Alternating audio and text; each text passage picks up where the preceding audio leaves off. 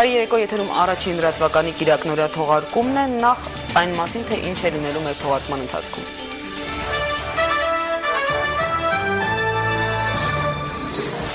Քաղաքական խնդիրներ չկան, իսկ տնտեսության ոլորտում հարաբերությունների մակարդակը բարձրացնելու համար անհրաժեշտ է համատեղ ուժերով կառուցել հիդրոէլեկտրոկայաններ ու միացնել Հայաստանի եւ Իրանի երկաթգծերի համակարգերը։ Հայաստանում էր Իրանի նախագահ Մահմուդ Ահմադինեժադը։ Ռեկորդային տարի էներգետիկայի համար։ Էներգետիկայի եւ բնական պաշարների նախարար Արմեն Մովսիսյանը ամփոփում է ավարտվող տարին։ Տուգանք վճարիր ու բանտ նստիր։ Հայոց ցեղասպանության ժխտումը քրեականացնող Ֆրանսիայի ազգային ժողովի ընդունածորենքը շարունակում է մնալ համաշխարհային մամուլի ուշադրության կենտրոնում, ով որտեղ եւ ինչպես արձագանքեց Ֆրանսիայի խորհրդարանականների որոշմանը։ Եվ ինչ ասել է ամանորյա սեղան ու որ պահից այն կարող է համարվել հայկական։ 2011 թվականի դեկտեմբերի 22-ը եւս մեկ պատմական տարեթիվ դարձավ համայն մարդկության դեմ ամենածանր ոճիժներից մեկի՝ հայերի ցեղասպանության միջազգային ճանաչման ու դատապարտման գործում։ Ձայների ճնշող մեծամասնությամբ Ֆրանսիայի ազգային ժողովն ընդունեց մի օրինագիծ, որը քրեական պատասխանատվություն է սահմանում բոլոր նրանց համար, ովքեր կժխտեն հայոց ցեղասպանությունը Ֆրանսիայում։ Ուրացողներին կսպառնա 1 տարվա ազատազրկում կամ 45,000 եվրո տուգանք։ Ինչպես 10 տարի առաջ հայերի ցեղասպանությունը ճանաչելով օրենքի ուժով, այնպես էլ հիմա մարդկանց ու հասարակությունների հարաբերություններում արդարությունը, եղբայրությունն ու հավասարությունը բացարձակ արժեքներ հռչակած եւ հետեւողականորեն պաշտպանած Ֆրանսիան իլուր աշխարհի ազդարարում է, որ ոչ միայն հնարավոր չէ մոռացության մատնել մի ողջ ժողովրդի կազմակերպված բնաջնջումը, այլև դրա ուրացումը անարգանք է 1.5 միլիոն հայերի հիշատակին եւ քրեորեն հետապնդելի։ Ինչպես եւ սպասելի էր, մինչեւ օրենքի ընդունումը Թուրքիայի վարիչները նախ գործի դրեցին սպառնալիքները, իսկ դեկտեմբերի 22-ից սկսած նաեւ շանտաժն ու անձնական վիրավորանքները, որոնց Ֆրանսիայի նախագահն ու բարձրաստիճան պաշտոնյաները պատասխանեցին հավուր պատշաճի եւ ինչպես վայել է ֆրանսիական ազգն ու պետությունը ներկայացնողին, բարեկրթության սահմաններում։ Ֆրանսիայում այլևս արգելված է մտքի ազատությունը, երեսպաշտորեն հայտարարում է Թայիփ Էրդողանը, շատ լավ իմանալով, որ իր երկրում միտքն է անգամ բանտարկված, երբ հայերի ցեղասպանության մասին միտք ասող կամ գրողին կանգնեցնում են դատարանի առաջ, երբ հայկական հարցի մասին գրքեր տպագրող բարձր մտավորական հրատարակիչն ու 60-ից ավելի լրագրողներ ճաղերի ետևում են, երբ մինչև հիմա էլ Թուրքիայի հայ քաղաքացիները ստիպված են թուրքական ազգանուններ կրել հալածանքներից խուսափելու համար։ Էրդողանին ու նրա արտգործնախարար Դավութ Օղլուին պատասխանեցին ու ծաղրեցին անգամ թուրքական հեռուստաընկերությունն ու մամուլը, դրանով իսկ ինքնաբերաբար ամրապնդելով վերջին տարիներին հայկական հարցում թուրք հասարակության ազատախոհության միտումները։ 1915-ը իմ պապերը ցեղասպանություն չեն գործել։ Թուրքիան մեր ժողականությունն արտահանում է Եվրոպա։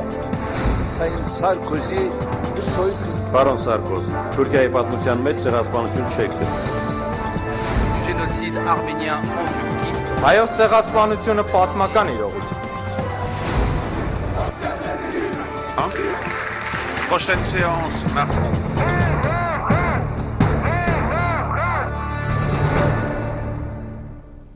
Նախատեսված 1.5 ժամի փոխարեն ցեղասպանությունների ժխտողականությանը նվիրված Ֆրանսիայի խորհրդարանական քննարկումը տևեց 4 ժամ։ Օրենքի նախագիծը վերաբերում է նաև հայոց ցեղասպանության ժխտմանը, որի քրեականացումը հեղինակության հարց է ժողովրդավարական այդ երկրի համար։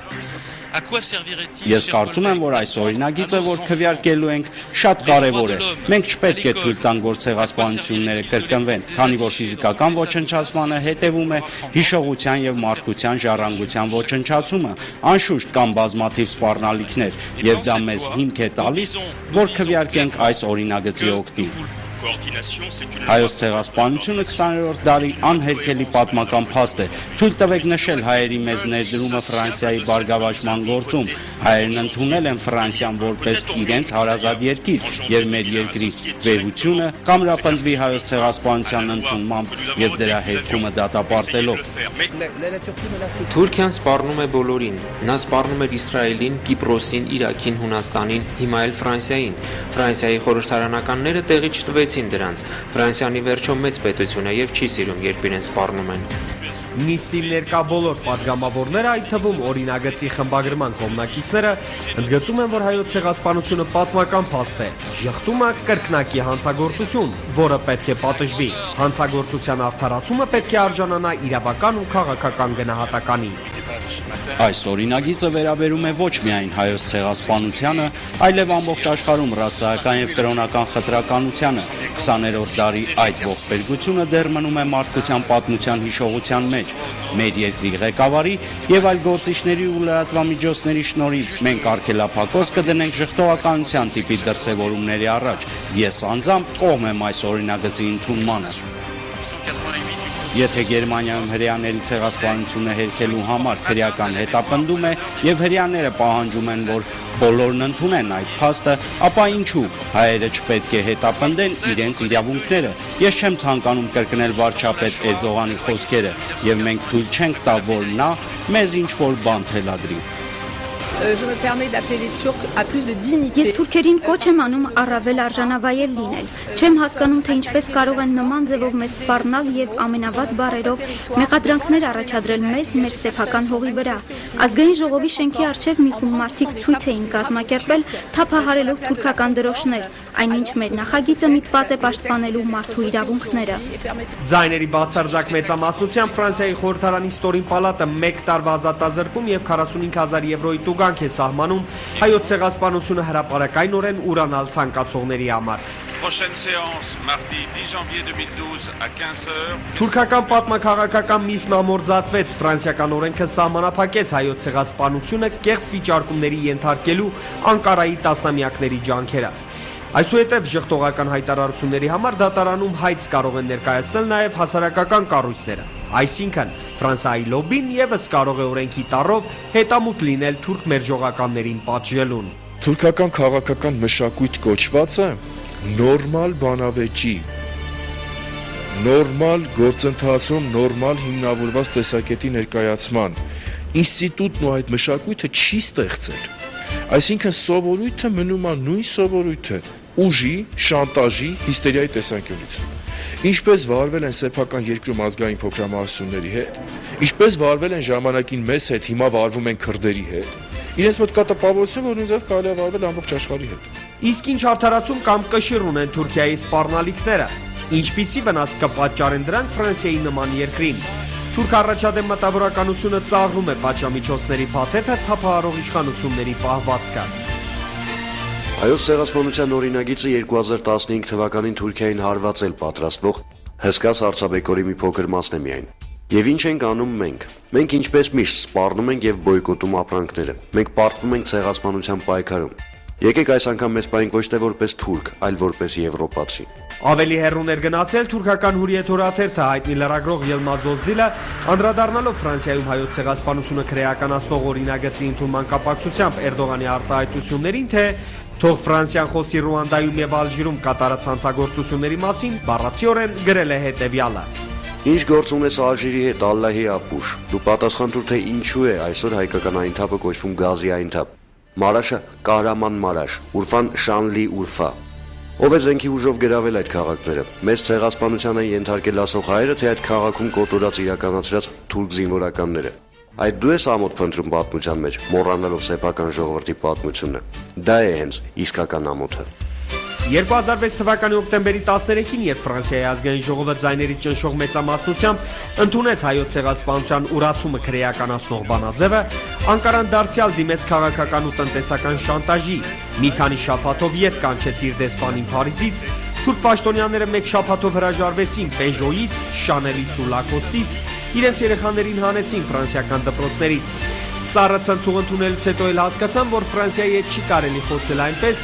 ինչպես իրենց հարավ-արևելյան նահանգների բնակիչների հետ։ Առևտրաշրջանառության ծավալներն այսօր հասնում են 12 միլիարդ դոլարի։ Ֆրանսիական կապիտալը Թուրքիայում ապահովում է 105,000 աշխատատեղ, ձևավորում է արժեքներ ու մշակույթ։ Her aşamasında Fransa'nın atacağı adıma göre Եթե եվրոպացիներն իրենց արժեքներին տեր չեն կանգնում, Թուրքիան տեր կկանգնի դրանց։ Ֆրանսիայում սենատը, մտավորականները եւ քաղաքական գործիչները քննության առաջ են։ Բնական է, որ Սենատը օրինագիծը քննարկելու է նախագահական ընտրություններից առաջ։ Անիմաստ է կարգել, որ տեխնացուները հաշվի են առնելու նաև կես միլիոնանոց հայկական քվեն։ Բայց միաժամանակ քաղաքական միամտություն է կարծելը, որ հակաժխտողական համաեվրոպական մարաթոնի մեկնարկը տված Ֆրանսիան Ընդամենը հայերի քվեների համար է պատրաստ խաթարել հարաբերությունները ՆԱՏՕ-ի ու առևտրատնտեսական գործընկերոջ հետ։ Որպես մարդու իրավունքների պաշտպանության դրոշակակիր, Փարիզը նոր փուլ ազդարարեց Եվրոպայում հակառասիստական պայքարի տարեգրությունում։ Շվեյցարիայից հետո Ֆրանսիայում հայոց ցեղասպանության շղթմանը տրվեց հոլոկոստի մերժմանը հավասար իրավական գնահատական։ Մոռանալով միջազգային ու արդեն տարածաշրջանային գործընթացներում սասանված հեղինակության ու քաղաքական կշռի թեթևության մասին, Եվրամիության հետ Թուրքիայի գլխավոր բանագնացը հերթական անտակտ ու կոպիտ անարգանքը թույլ տվեց Ֆրանսիայի նախագահի ասեին։ Էգեմեն Բաղիշը Սարկոզիին նմանեցրեց Պինոքիոյին։ Հեքիաթների հավատացող Բաղիշը գուցե մոռացել է, որ Բրյուսելի դռների առջև կուրծք ծեծելու, անդամակցության հնարավորություն ողորմելու, 6 տասնյակ լրագրողների ճաղերի ետևում պահող, պատմությունը կեղծող պետության համար երկար քթով ստախոսների համար տեղ չկա, առավելաբար երբ այդ սուտը պաշտպանելու համար 96 տարի համառորեն կռիվ են տալիս, իսկ ցեղասպանության իրողությունը վաղեմության ժամկետ չունի։ Իդեպ Ֆրանս-Ալժիրյան առնչությունների հարցում իրեն գիտակ ձևացնող նույն Էրդողանը 2006 թվականին դեմ էր ազգային մեծ ժողովում հայտնված այն փաստաթղթին, որն իբր ճանաչում էր Ալժիրում Ֆրանսիայի իրականացրած ցեղասպանությունը։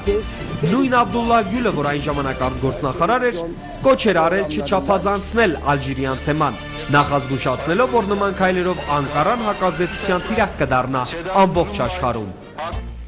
Ֆրանսա Cumhurbaşkanı Պարոն Սարկոզի, Թուրքիայի պատմության մեջ ցեղասպանություն չեք գտնի։ Ցեղասպանությունը Ալժիրում էր, երբ 1945 թվականին Ֆրանսիան այդ երկրի բնակչության 15%-ին սպանդի ենթարկեց։ Պարոն Սարկոզի, ձեր հորը Փոլ Սարկոզիին հարցրեք, որ 40 թվականին ծառայում էր Ալժիրում, ֆրանսիական լեգիոնում։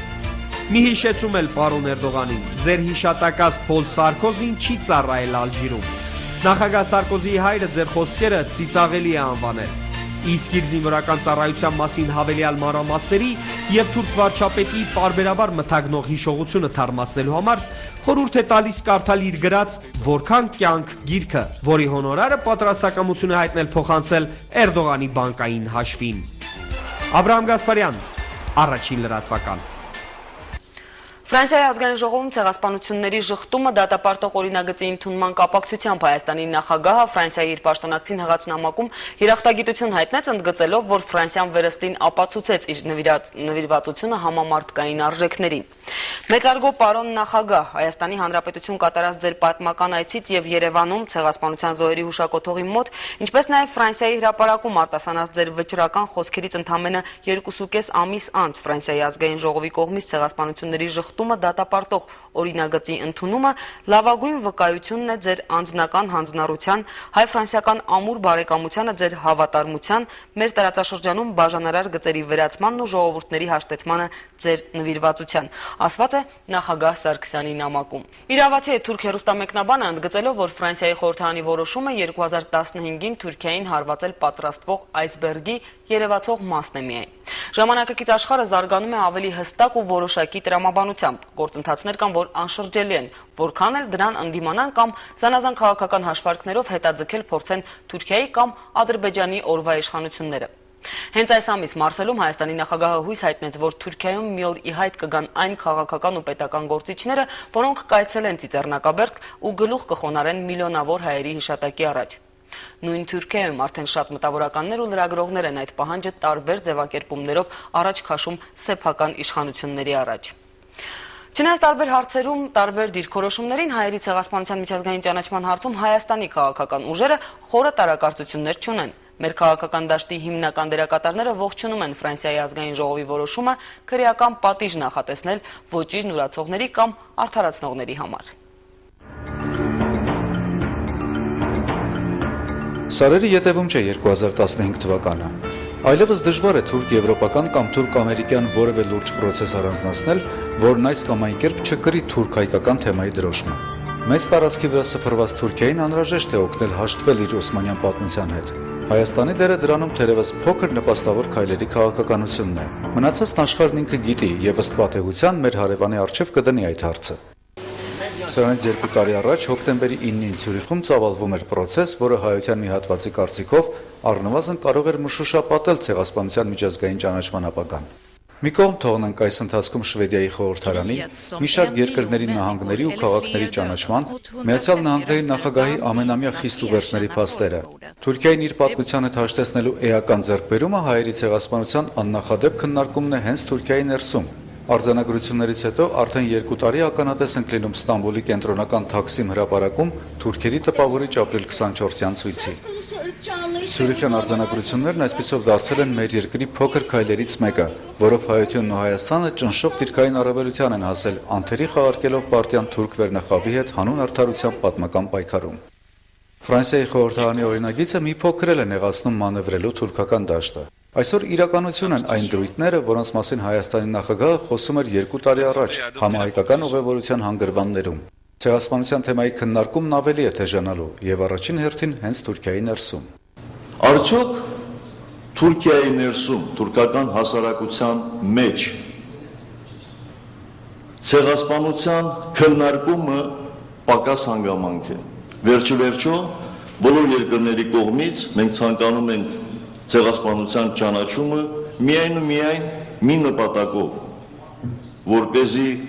պարտադրեն Թուրքիային ճանաչելու ցեղասպանությունը։ Սա հիշեցնեմ 2 տարի առաջ էր եւ այժմ արձագանքներ այսօրվա իրողությանը։ Հստակ դարձավ բոլորի համար եւ այդ թվում նաեւ Թուրքիայի վայնասունը դրանով է պայմանավորված, որ ցեղասպանության միջազգային ճանաչման գործընթացը այլևս անկասելի գործընթաց է։ Դա մի գործընթաց է, որ նաեւ վեր է երկկողմանի հարաբերությունների դաշտից։ Սա արդեն միջազգային օրակարգի վրա արձանագրված գործընթաց է։ Եվ ուրեմն ցանկացած երկիր, որ իրեն համամարտկային արժեհամակարգի մեջ է տեսնում, խնդիր է ունենալու իսկապես այս խնդրին արձագանքել այնպես, ինչպես դա կատարեց Ֆրանսիան։ Եվ ես վստահ եմ, որ սա նոր լիցք կհաղորդի հայոց ցեղասպանության ճանաչման գործընթացին, նոր որակ դրան տալով։ Ցեղասպանությունը իսկապես ծանրագույն հանցագործություն է մարդկության դեմ, որի շղթումը պետք է պատժվի այդ առումով, զուտ բարոյական հետևանքների առումով, բարոյական առումով սա ողջունելի է։ Սա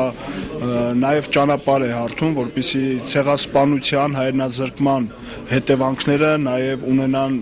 իրավական պատասխան եւ իրավական պատասխանը նաև սկսվում է այս բանաձևի կյանքի կոչումից։ Սա շատ կարևոր է մարդու իրավունքների հարատև պաշտպանությունը երաշխավորելու համար։ Եվ այդ տեսանկյունից այս նախագիծը կարևոր է ոչ թե զուտ Հայաստանի համար, այն կարևոր է աշխարհի բոլոր ժողովուրդների համար։ Ֆրանսիական օրինագծի շղթայական ռեակցիան միանգամայն հնարավոր է։ Այդ կարծիքին է Հայաստանի հայտնի թուրքագետներից մեկը, որի տեղեկությամբ մի քանի երկրում, մասնավորապես Սլովակիայում, արդեն նմանատիպ օրինագծեր են պատրաստում։ Պրոցեսի հիմքում ժամանակակից եվրոպական մտածելակերպի առանձնահատկությունն է։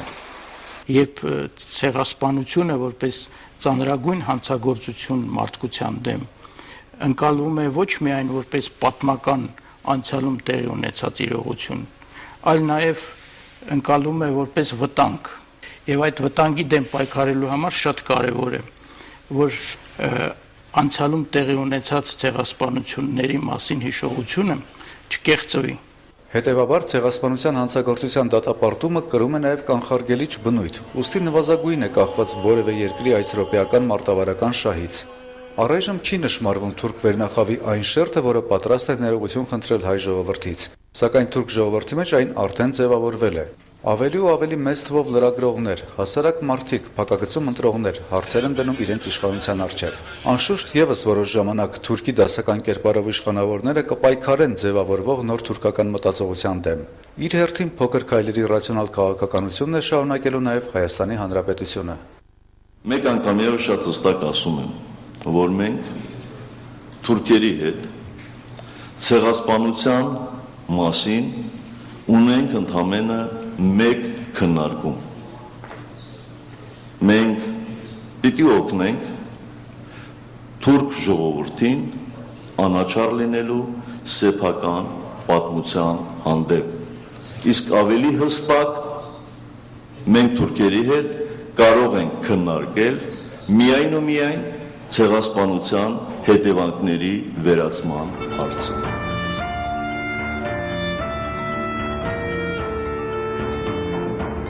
Արթուր Գրիգորյան, առաջին լրատվական։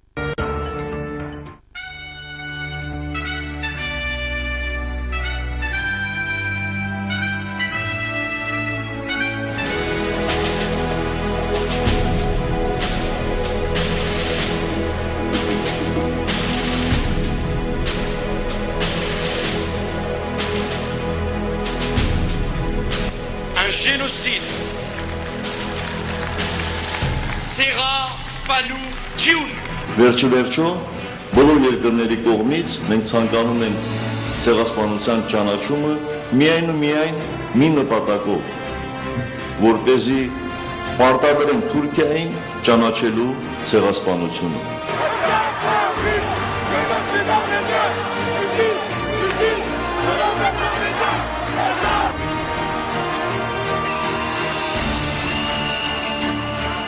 Մեկ անգամերով շատ հստակ ասում եմ, որ մենք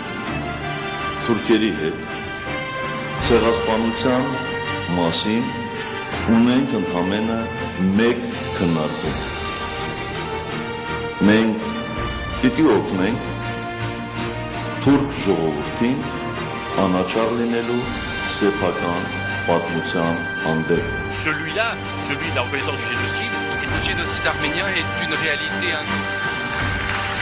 Le génocide arménien. Pourquoi y aurait-il aux yeux de la République parachève l'acte de génocide. Même si on peut bouillir et se révolter face à des opinions révoltantes. Le génocide signifie étymologiquement et juridiquement. Abstention. L'Assemblée a adopté la proposition de loi. Prochaine séance. Աստված պահպանի Ֆրանսիային եւ կեցե հայ-ֆրանսիական բարեկամությունը։ Կեցե հայաստանոս։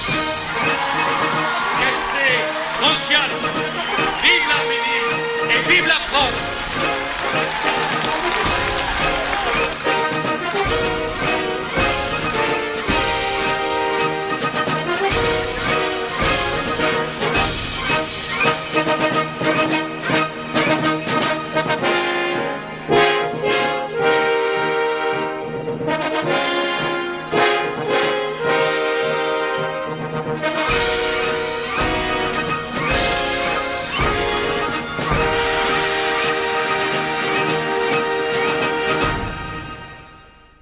Այս շաբաթ Հայաստանում էր Իրանի Իսլամական Հանրապետության նախագահ Մահմուդ Ահմադինեժադը։ Այցը կարևոր էր ու սպասված։ Երկու երկրների միջև բարձր մակարդակի յուրաքանչյուր փոխայցելություն վերահաստատում է երկու ժողովուրդների բազմադարյա բարեկամության վրա հիմնված բարեկամական ու փոխշահավետ հարաբերություններն առավել զարգացնելու վճռականությունը։